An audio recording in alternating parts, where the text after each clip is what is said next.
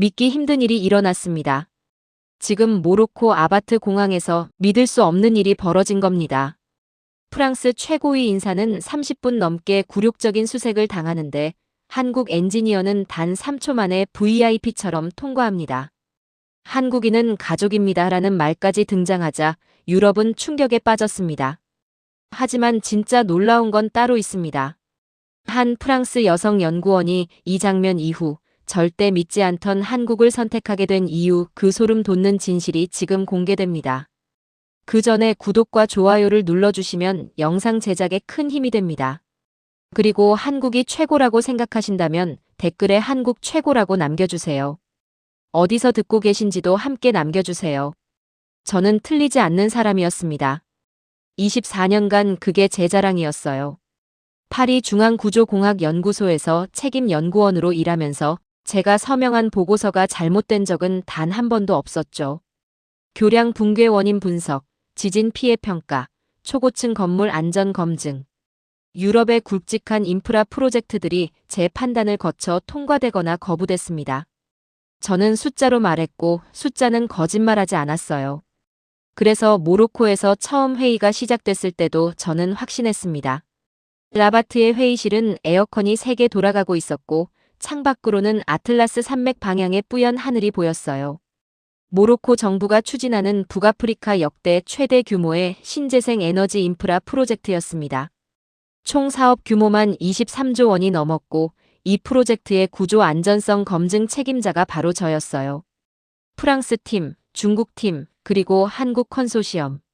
3곳이 입찰에 들어와 있었습니다. 한국이라는 말이 나오자 저도 모르게 웃었어요. 옆에 있던 동료 로랑이 작은 소리로 물었습니다. 뭐가 웃음이냐고요? 저는 솔직하게 말했어요. 한국은 빠르고 값싸죠. 그런데 무너지는 건 늘 그 다음 이야기라고요. 로랑은 고개를 끄덕였습니다. 그것도 우리 판단이 아니었어요. 경험이었죠. 그 경험은 제 동생 루카에서 시작됩니다. 루카는 저보다 10살이 어렸어요. 명랑하고 덤벙대는 아이였는데 대학에서 건축을 전공하고 아시아 프로젝트 현장 실습을 자원했습니다. 제가 말렸죠. 현장 경험이 없으면 이론이 사람을 죽인다고요. 루카는 웃으며 대답했어요. 누나가 워낙 꼼꼼하니까 나는 현장파로 가겠다고요. 그게 루카의 마지막 농담이었습니다.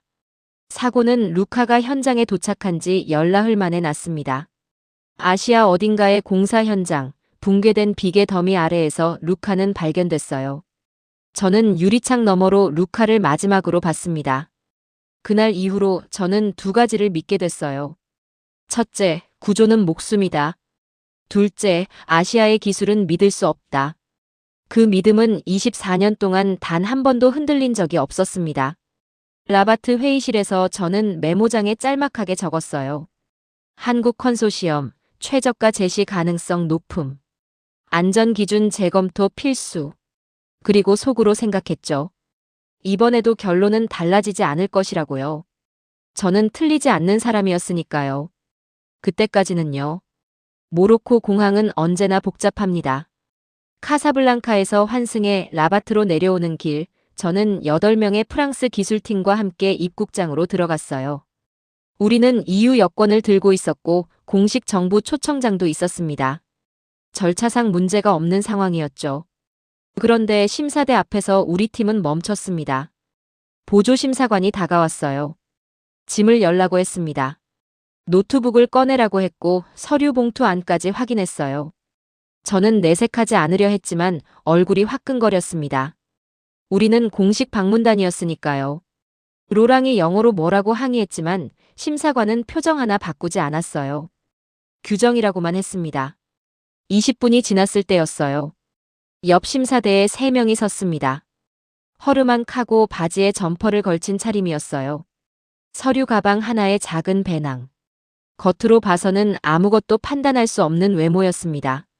그런데 심사관이 고개를 들었어요. 그리고 그 표정이 바뀌었습니다. 빠르게 스탬프가 찍혔어요. 심사관이 가볍게 고개를 숙이며 말했습니다. 한국분이시죠? 환영합니다. 그 말이 아랍어로 먼저 나왔고 곧이어 어색한 한국어가 이어졌어요. 잘 오셨습니다. 3명은 조용히 고맙다고 했고 3초도 안 되어 통과했습니다. 제가 아직 짐을 뒤지고 있는 사이예요. 저는 멍하니 그 광경을 봤습니다.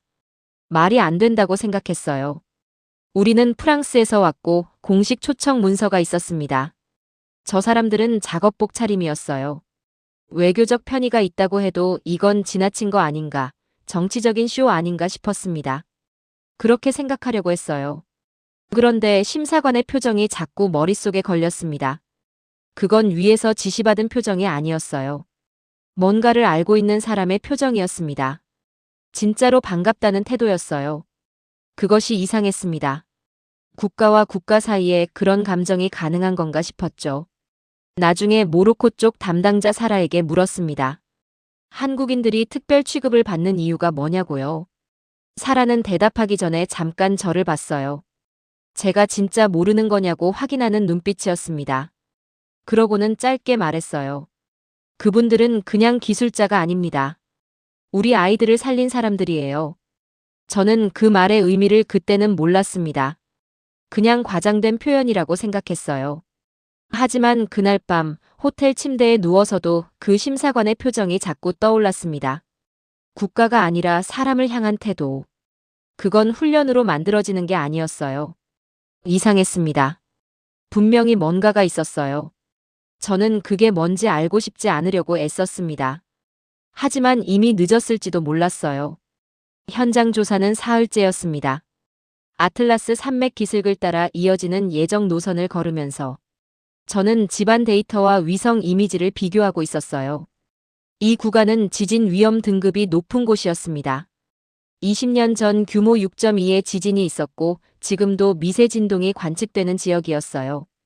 그때 통역을 맡은 현지 직원이 말을 꺼냈습니다. 이 근처가 바로 그분이 계셨던 곳이에요. 외팔 한국인 선생님 말이에요.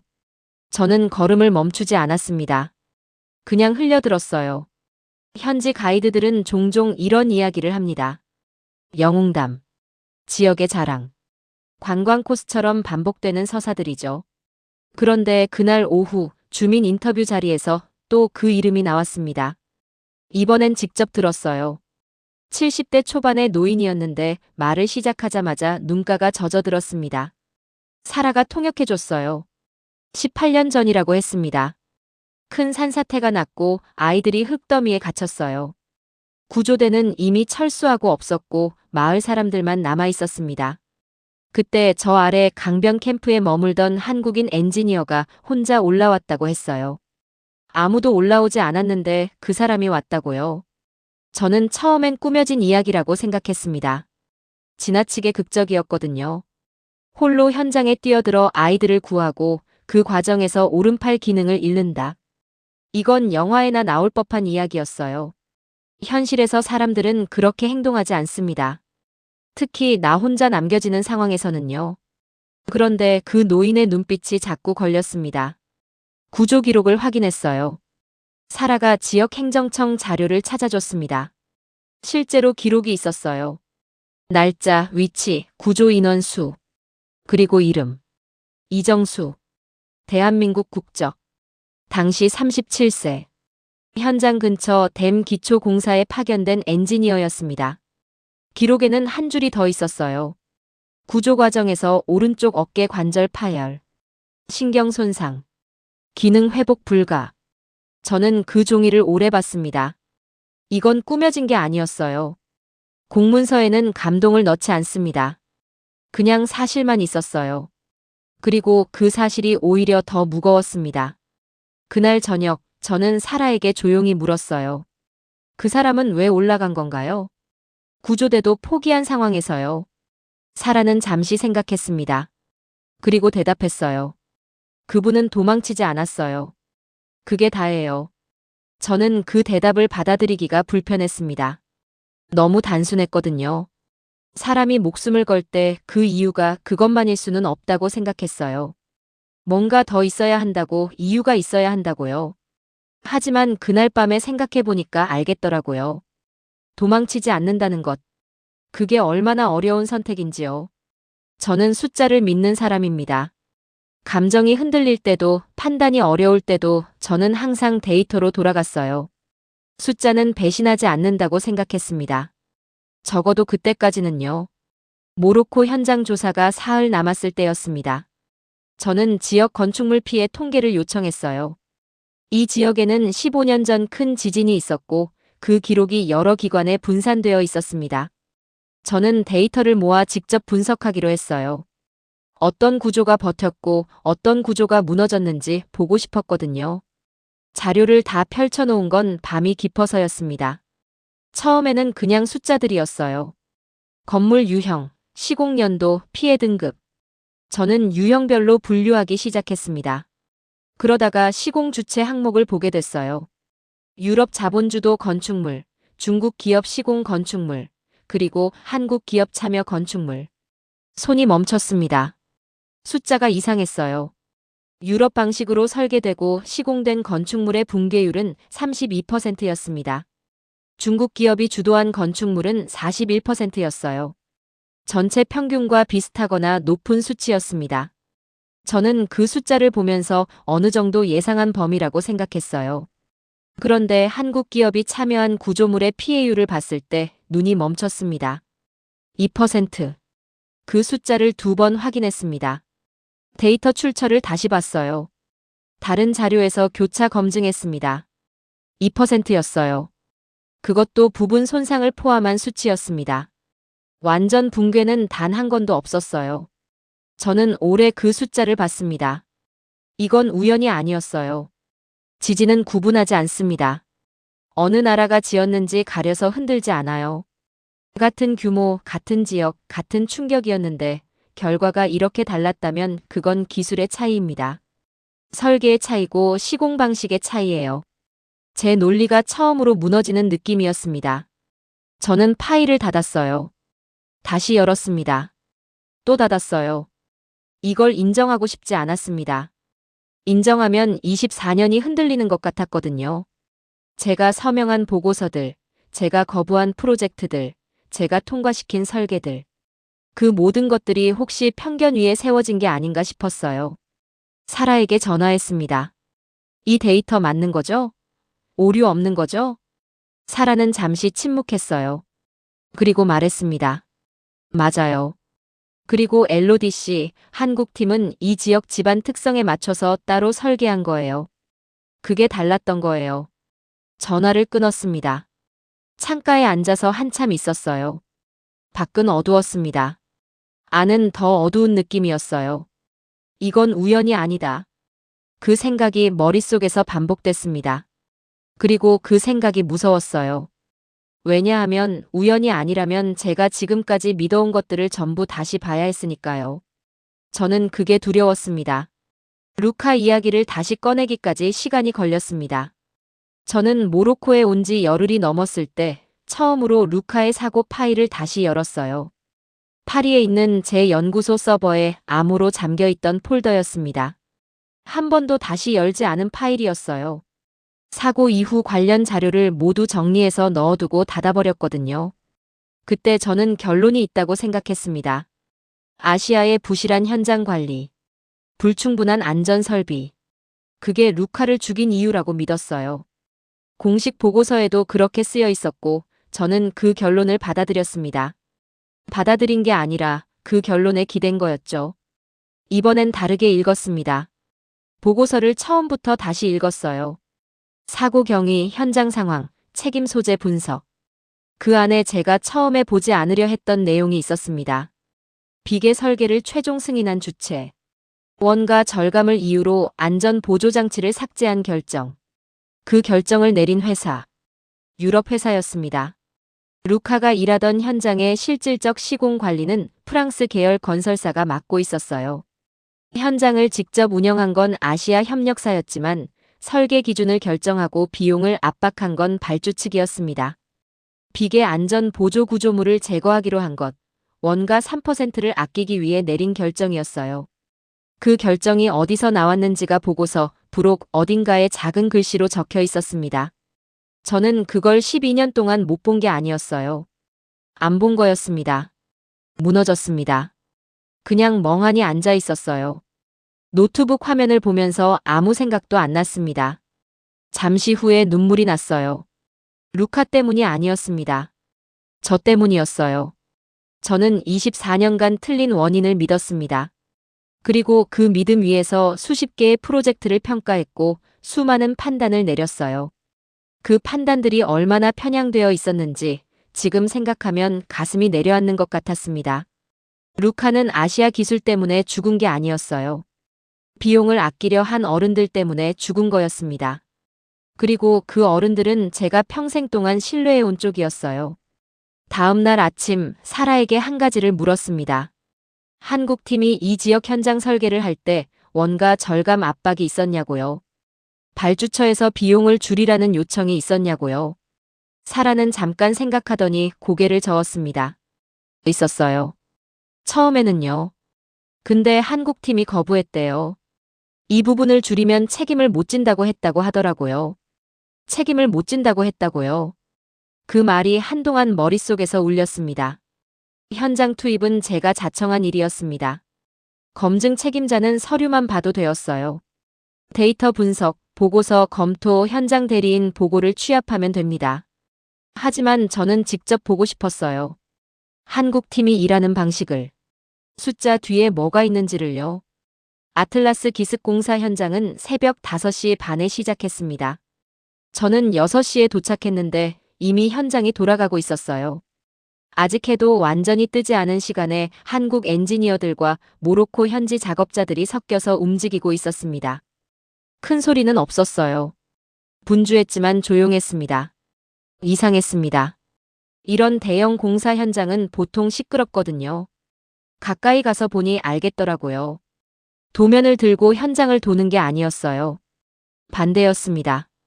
현장을 먼저 보고 그 자리에서 도면을 수정하고 있었어요. 집안 상태를 다시 확인하고 암석 층위를 직접 두드려보고 그 결과를 즉석에서 설계에 반영했습니다. 이미 확정된 도면이었는데도 현장이 다르면 그 자리에서 고쳤어요. 저는 작업 반장처럼 보이는 사람에게 다가갔습니다. 사라가 통역했어요. 이 구간 설계가 원래 도면이랑 다른 것 같은데 왜 수정하는 건가요? 그가 대답했습니다. 토양 수분이 예상보다 높아요. 이 상태로 기초 넣으면 5년 안에 문제 생겨요. 도면 나중에 수정하고 지금은 현장이 맞아야 해요. 저는 그게 당연한 것처럼 들릴 수 있다고 생각하실 수 있어요. 하지만 실제로 그렇게 하는 현장은 많지 않습니다. 도면을 수정하면 책임 문제가 생기고 납기가 지연되고 비용이 추가됩니다. 그래서 대부분은 도면에 맞게 현장을 억지로 맞추거나 문제가 생겨도 일단 진행해요. 5년 후의 문제는 5년 후에 생각하면 된다고요. 오후에는 설계 미팅을 참관했습니다. 방진 기초 구조를 어떻게 잡을지 논의하는 자리였는데 한국 팀장이 한 말이 기억에 남았어요. 우리 기준이 아니라 이 땅의 기준으로 설계해야 한다고 했습니다. 유럽 기준도 아니고 한국 기준도 아니고 이 산맥이 어떻게 흔들리는지를 기준으로 해야 한다고요. 그 말이 저를 멈추게 했습니다. 저는 24년 동안 유럽 기준으로만 봤어요. 우리 기준이 최고이고 보편적이라고 생각했습니다. 그런데 저 사람들은 달랐어요. 기준 자체를 현장에서 다시 만들고 있었습니다. 미팅이 끝날 무렵 팀장이 제게 한마디 했어요. 사라가 옮겨줬습니다. 우리는 계산이 아니라 책임을 합니다. 저는 그 말을 수첩에 받아 적었습니다. 기술 표현이 아니었어요. 철학이었습니다. 그리고 저는 그 철학이 숫자보다 먼저라는 걸 이제야 알겠더라고요. 기술은 언제나 그 뒤를 따라온다는 것도요. 최종 평가 회의는 목요일 오전이었습니다. 라바트 에너지부 대회의실. 긴 테이블 양쪽으로 모로코 정부 관료들과 각 입찰팀이 마주 앉았습니다. 저는 프랑스 팀 쪽에 앉아 있었어요. 공식 검증 책임자 자격이었지만 이날 저는 어느 편이라고 말하기가 어려웠습니다. 각 팀의 최종 프레젠테이션이 이어졌습니다. 프랑스 팀은 자본 조달 능력을 강조했어요. 유럽 개발 기금 연계, 유리한 금리 조건, 30년의 인프라 시공 경력. 필리프 드 라크루아 부사장이 직접 마이크를 잡았고 그의 발표는 자신감으로 가득했습니다. 세상은 결국 돈으로 움직인다는 확신이 모든 문장에 담겨 있었어요. 한국에 대해서는 한 줄만 했습니다. 기술력은 인정하지만 이 규모의 프로젝트를 끌고 갈 경험이 부족하다고요. 중국 팀은 가격으로 밀어붙였어요. 프랑스 암보다 22% 낮은 단가. 공기 30개월 단축. 빠르고 저렴한 것이 최선이라는 논리였습니다. 한국 팀은 조용히 시작했습니다. 발표 자료가 많지 않았어요. 그런데 첫 슬라이드부터 달랐습니다. 숫자가 아니었어요. 사진이었습니다. 15년 전 지진 피해 현장 사진, 그리고 그 옆에 지금도 멀쩡하게 서 있는 구조물 사진. 비교였어요. 설명 없이 그냥 놓았습니다. 그 다음 슬라이드는 이 지역 지반 분석이었어요. 표준 지반 분석이 아니었습니다. 이 산맥 고유의 지층 데이터를 직접 채취해서 분석한 내용이었어요. 아틀라스 산맥이 흔들리는 패턴, 지하수 분포, 계절별 토양 변화까지 담겨 있었습니다. 마지막으로 한국 팀장이 한마디만 했어요. 우리는 무너지지 않는 구조를 약속합니다. 회의실이 조용해졌습니다. 저는 제 앞에 있는 최종 평가서를 봤어요. 닷새 전에 제가 정리해둔 초안이었습니다. 한국팀 항목에는 여러 유보 조건들이 적혀 있었어요. 경험 부족, 대형 프로젝트 레퍼런스 미흡, 자본 조달 리스크. 그 단어들이 지금은 다르게 보였습니다. 저는 펜을 들었습니다. 필리프가 제 쪽을 봤어요. 저와 오래 일한 사람이었거든요. 제가 무슨 생각을 하는지 알아채는 사람이었습니다. 그의 눈빛이 경고였어요. 우리 팀 평가를 당연히 우선으로 써라. 그 눈빛이었습니다. 저는 그 눈빛을 외면했어요. 평가서를 수정했습니다. 안전 구조 분야 기술 우위 항목, 현장 대응 능력 항목, 지역 특화 설계 능력 항목에 최고 점수를 넣었어요. 그리고 최종 의견란에 썼습니다. 구조적 안전성과 현장 적합성 기준에서 한국 컨소시엄이 가장 높은 점수를 받습니다. 이 프로젝트의 가장 안전한 선택입니다. 파티마 벤누르 장관이 제 평가서를 받아 읽었습니다. 필리프가 낮은 목소리로 제게 말했어요. 마르탱 씨, 지금 뭐 하는 겁니까? 저는 대답했습니다. 제가 24년간 해온 일이에요. 숫자로 말하는 겁니다. 다음 날 아침에 이정수 씨를 찾아갔습니다. 그가 머무는 숙소는 공사 현장 근처의 작은 게스트하우스였어요. 화려하지 않았습니다. 로비에 지역 지도가 여러 장 붙어 있었고 테이블 위에는 현장 사진이 펼쳐져 있었어요. 그는 저를 보고 반갑다고 했습니다. 억양이 있었지만 한국어가 아니라 아랍어로 인사했어요. 이 동네 사람들과 오래 지낸 사람의 말투였습니다. 오른쪽 어깨 아래로는 팔이 거의 움직이지 않았어요. 그래도 불편하다는 표정은 없었습니다. 그냥 그렇게 되어 있는 사람의 자연스러움이었어요. 저는 한참을 어떻게 말을 꺼낼지 몰랐습니다. 그러다가 그냥 솔직하게 말했어요. 저는 오래 틀렸던 것 같아요. 당신들이 만든 것들을 보기 전까지는요. 그가 조용히 웃었습니다. 틀렸다기보다 몰랐던 거 아닐까요? 라고 했어요. 저는 고개를 저었습니다. 아니에요. 알려고 하지 않았던 거예요. 우리는 잠시 말없이 있었습니다. 그러다가 제가 말했어요. 당신이 만든 건 건물이 아니었어요. 실내였습니다. 그가 대답하는데 시간이 좀 걸렸어요. 그리고 말했습니다. 그냥 도망치고 싶지 않았을 뿐이에요. 첫 장에 적어둔 문장이 있었어요. 모로코에 오기 전 라바트 회의에서 적은 메모였습니다. 한국 컨소시엄, 안전기준 재검토 필수. 그 밑에 새로 적었습니다. 기술은 숫자보다 먼저 있는 것을 따라온다. 24년 만에 처음으로 제 수첩이 달라졌습니다. 그리고 이상하게도 틀린 것을 인정한 그 순간이 제가 처음으로 제대로 된 분석을 한 것 같은 느낌이었어요. 저는 이 이야기를 쉽게 꺼내지 않았습니다. 프랑스에 돌아와서도 한동안은요. 하지만 생각해보면 편견을 깨는 건 용기보다 솔직함이 먼저인 것 같아요. 내가 틀렸다고 말할 수 있는 것. 그게 먼저여야 한다고요. 한국이라는 나라는 저에게 기술을 가르쳐주지 않았습니다. 책임이 무엇인지를 보여줬어요. 그리고 그 책임이 결국 신뢰가 된다는 것도요. 신뢰는 쌓이는데 오래 걸립니다. 그런데 한번 쌓이면 오래 남더라고요. 이정수 씨의 오른팔처럼 잃어버린 것이 있어도 그 사람이 남긴 것은 사라지지 않는다는 것처럼요. 여러분은 언제 한국이 자랑스러우셨나요? 아니면 한국을 보면서 어떤 생각이 드셨나요? 댓글로 여러분의 이야기를 들려주세요. 좋아요와 구독 부탁드립니다. 다음에 또 뵙겠습니다.